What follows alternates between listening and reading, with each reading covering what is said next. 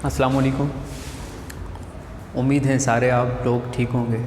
ठीक है, हमने स्टार्ट किया था स्टैच्योमेट्री और लास्ट टाइम हमने क्या पढ़ा था? लास्ट टाइम हमने पढ़ा था कि how can we convert mole into volume and volume into मोल।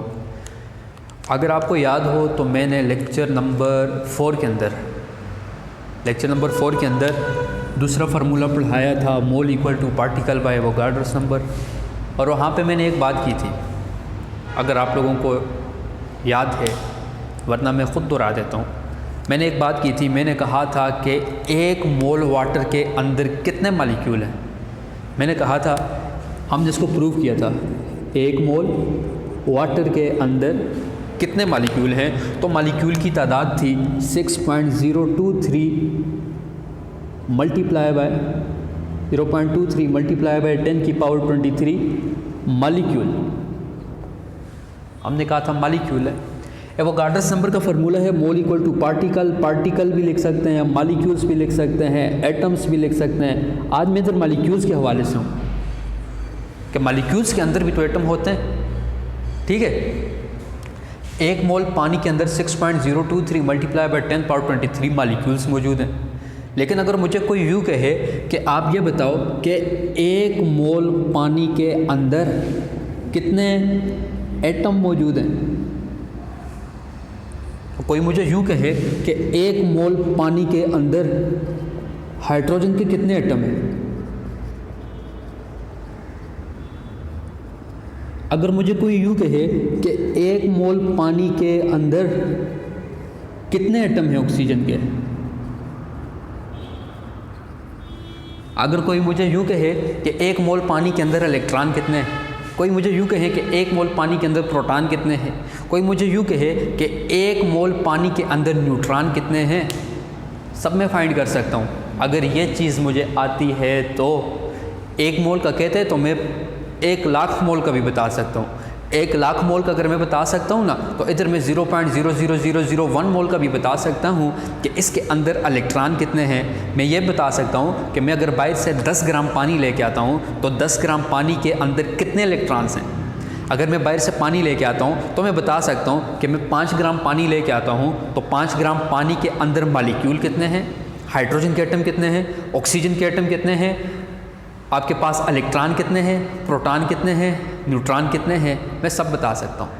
कैसे बता सकता हूँ? ऐसे देख के जादू करके बता नहीं रहा, ये कैलकुलेशन से बता रहा हूँ। तो यही कैलकुलेशन मैं आज आपको सिखा रहा हूँ कि कैसे फाइंड करते हैं।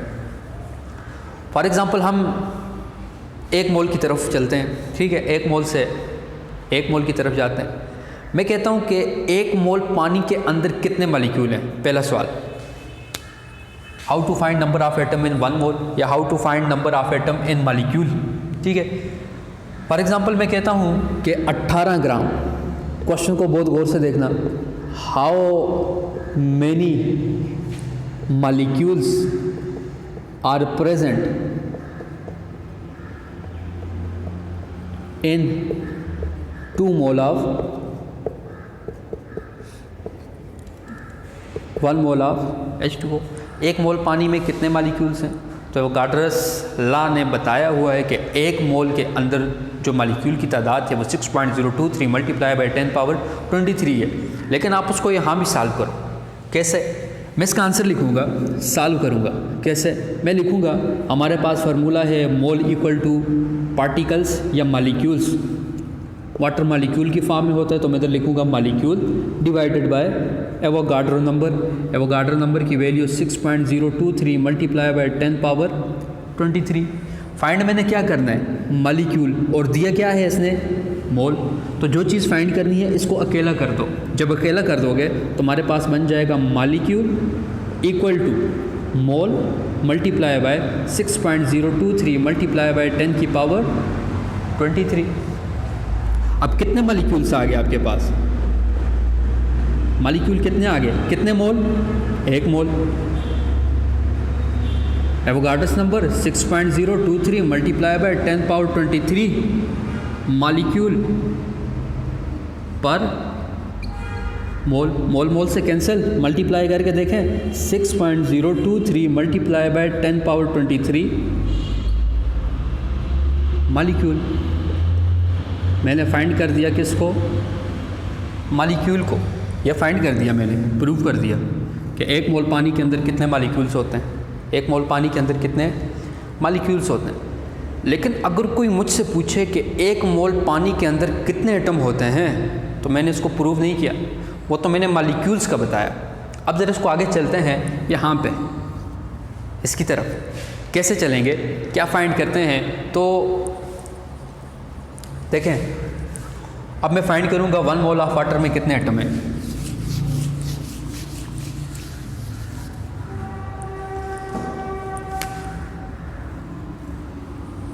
थोड़ा रिवाइज, मॉलिक्यूल क्या है, वाटर है। एक H2O, दूसरा H2O, तीसरा H2O, चौथा H2O, पांचवें H2O, छठा H2O। इस तरह कितने मॉलिक्यूल हैं 1 मोल के अंदर, 6.023 मल्टीप्लाई बाय 10 की पावर 23 हैं। अब ज़रा गौर से देखो, ये तो मॉलिक्यूल्स हैं, मॉलिक्यूल के अंदर एटम भी तो हैं तुम्हारे पास। एक मॉलिक्यूल के अंदर देखो तो तुम्हारे पास कितने एटम हैं, 3 एटम हैं। कौन कौन से, H2O के अंदर 3 एटम्स हैं। कौन कौन से, 2 आपके पास हाइड्रोजन है, 1 आपके पास ऑक्सीजन है। जब ये मिलते हैं तो ही तो आपके पास एक मॉलिक्यूल ऑफ वाटर बनता है, H2O बनता है। जैसे मैं कहता हूँ कि ये देखें 3-3 का जोड़ा है, 1 2 3, 3 बंदे, इसको मैंने एक मॉलिक्यूल बना दिया। दूसरा मॉलिक्यूल 1 2 3, दूसरा मॉलिक्यूल 1 2 3, तीसरा मॉलिक्यूल। लेकिन मॉलिक्यूल के अंदर एटम की तादाद भी तो 3 नहीं है ना। अब इसके अंदर 3, इसके अंदर 3, इसके अंदर 3, तो टोटल एटम की तादाद 9 हो गई 3 मॉलिक्यूल के अंदर। मॉलिक्यूल 3 है, लेकिन मॉलिक्यूल के अंदर एटम की तादाद अलग है। इसके अंदर भी 3, इसके अंदर भी 3, इसके अंदर भी 3, 10 होंगे तो 30 हो जाएंगे। 3 के अंदर कितने हैं, 9 हैं। तो ऐसे ही अगर मैं 5 बनाऊं तो 5 के अंदर कितने हो जाएंगे, 5 मॉलिक्यूल के अंदर कितने, 5 मॉलिक्यूल के अंदर 15 हो गए। अब इसी कंसेप्ट को लेके आओ यहाँ पे, इसी कंसेप्ट को लेके आओ यहाँ पे। तो क्या करेंगे, हम लिखते हैं नंबर ऑफ एटम्स को बोला जाता है एटॉमिक सिटी। क्या बोला जाता है, इसको बोला जाता है एटॉमिक सिटी। एटॉमिक सिटी से मुराद ये है कि how many number of atoms are present. जिस तरह H2O है तो H2O की एटॉमिक सिटी क्या होगी, 2 हाइड्रोजन 1 ऑक्सीजन, कितने हो गए, 3 एटम है, 3 इसकी एटॉमिक सिटी है वाटर की। जैसे मैं कहता हूँ कि NH3 की एटॉमिक सिटी बताओ, तो देखो हाइड्रोजन कितने, 3 है, नाइट्रोजन कितना, 1, तो टोटल एटॉमिक सिटी इसकी कितनी हो जाएगी, इसकी एटॉमिक सिटी हो जाएगी 4। जैसे मैं कहता हूँ कि तुम्हारे पास है C6H12O6, इसकी एटॉमिक सिटी क्या है, फाइंड करो, फाइंड करो। क्या है आपके पास आई 6 कार्बन, 12 हाइड्रोजन, 6 ऑक्सीजन, तो सबको प्लस कर दो तो आपके पास इसकी एटॉमिक सिटी कितनी बन जाएगी, 24 बन जाएगी। ठीक है। अब देखो आपके पास फार्मूला क्या होगा इसके लिए फार्मूला है मोल इक्वल टू आपके पास है मॉलिक्यूल या particle multiply by atomic city, multiply कर दो। आपके पास मॉलिक्यूल्स कितने थे,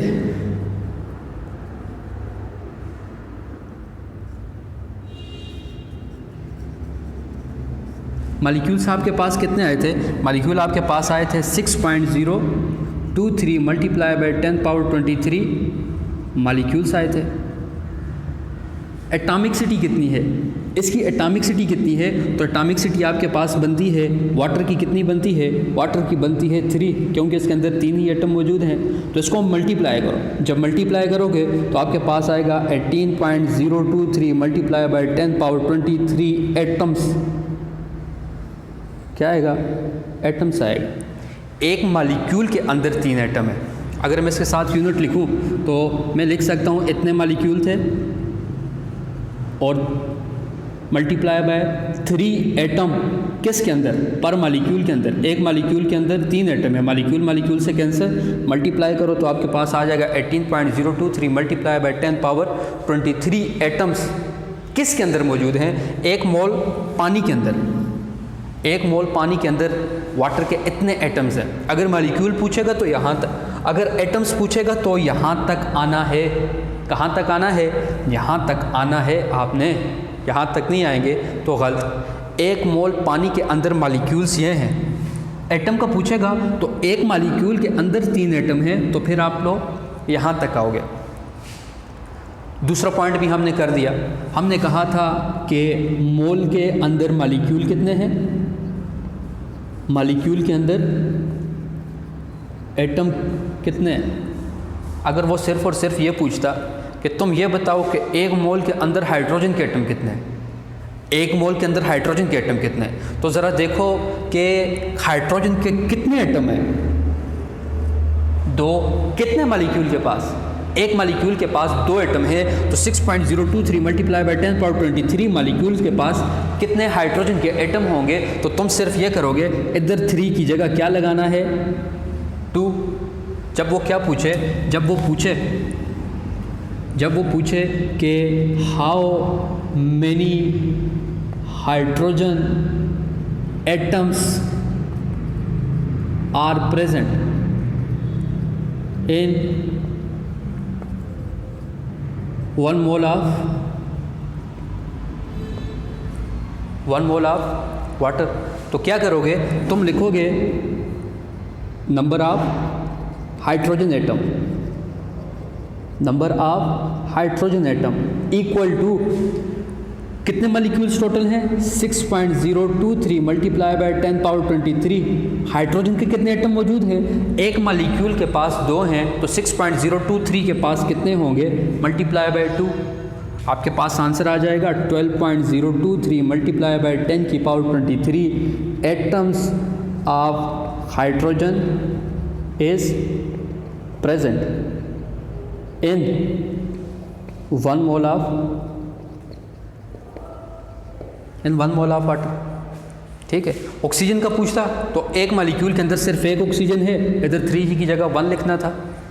यहाँ तक क्लियर है। इसी तरह वाटर को अप्लाई करते हुए आप किसी भी मालिक्यूल के अंदर निकाल सकते हो कि कितने एटम मौजूद हैं।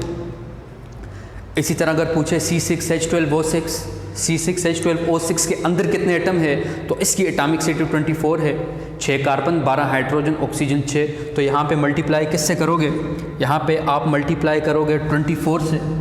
इतने एटम मौजूद होंगे एक मोल ग्लूकोज के अंदर। फिर इसके अंदर कार्बन के कितने हैं, तो कार्बन 6 हैं, इधर 6 से मल्टीप्लाई करो।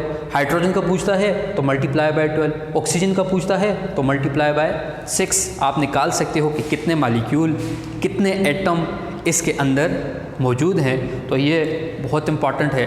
फिर भी कोई चीज़ समझ नहीं आई आपको तो लाजमी आप कमेंट के अंदर मुझसे पूछ सकते हैं। यहाँ ही वीडियो के नीचे कमेंट करें, मैं आपको जल्द से जल्द रिप्लाई दे दूँगा। Thank you.